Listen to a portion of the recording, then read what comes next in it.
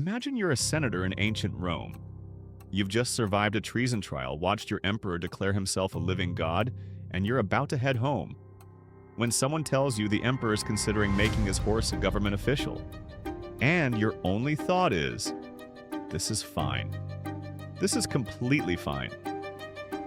Welcome to the Roman Empire, where the bar for leadership wasn't just low, it was underground, buried under a marble floor, and someone had already stolen the marble. Today we are roasting one of history's greatest slow-motion disasters, the reign of Emperor Caligula.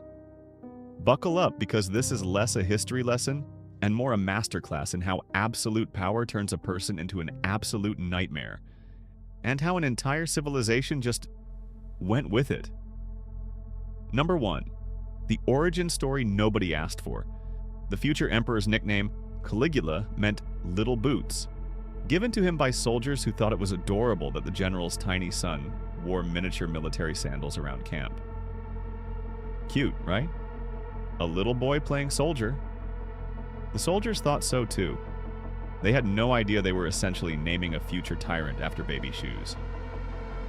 History has a dark sense of humor, but here's the twist, and this is where it gets good. When Caligula first took the throne, things actually went well. He was wildly popular. Unlike the paranoid and secluded Tiberius before him, Caligula was young and charismatic. He ended treason trials, granted amnesty to exiles, and abolished unfair taxes. Rome was thrilled. The people loved him. They thought they'd finally won the emperor lottery. They had not.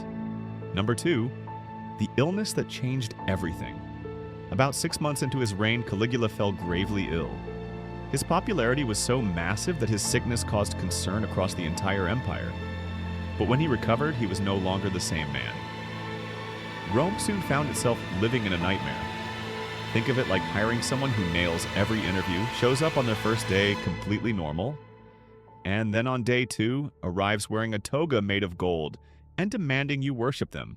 That is essentially what happened to an entire civilization. Number 3, the horse. We have to talk about the horse. Obsessed with his favorite horse, Incitatus, Caligula reportedly planned to appoint him as a consul, a high-ranking government position, and provided him with a luxurious stable and attendants. This intention shocked Rome, showcasing his desire to mock the Roman elite. And honestly, the horse probably would have done a decent job. At minimum, he wouldn't have started any wars. According to the historian Suetonius, Incitatus had a stall of marble, a manger of ivory, purple blankets, and a collar of precious stones. So the horse had better interior design than most senators. Respect. Number 4, the god complex, and we mean that literally. Caligula wasn't satisfied to just be emperor. He wanted to be a god, and he set up his own cult to make sure it happened. He had temples constructed where people could worship him. Inside, there were life-size statues of him made of pure gold that the people of Rome were encouraged to bow before. But wait, it gets better.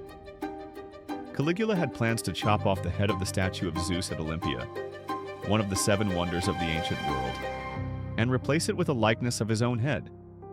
He even hired his own team of priests. The audacity. The sheer, staggering audacity.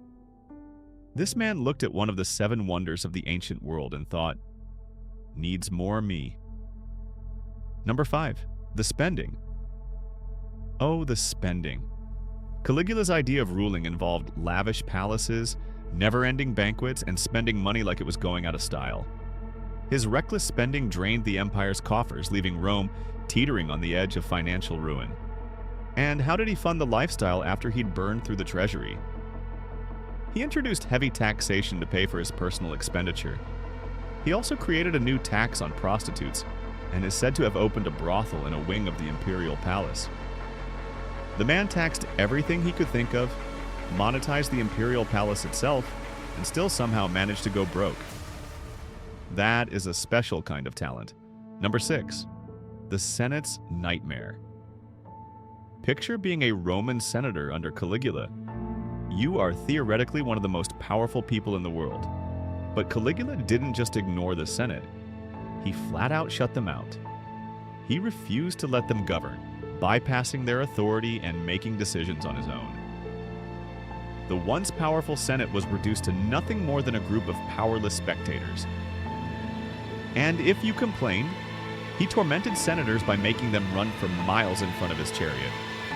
Not metaphorically, literally, in togas, while he rode. Your LinkedIn profile says Senior Senator, Roman Empire. Your actual job is cardio for a man who thinks he's Jupiter. Number 7. The floating bridge flex.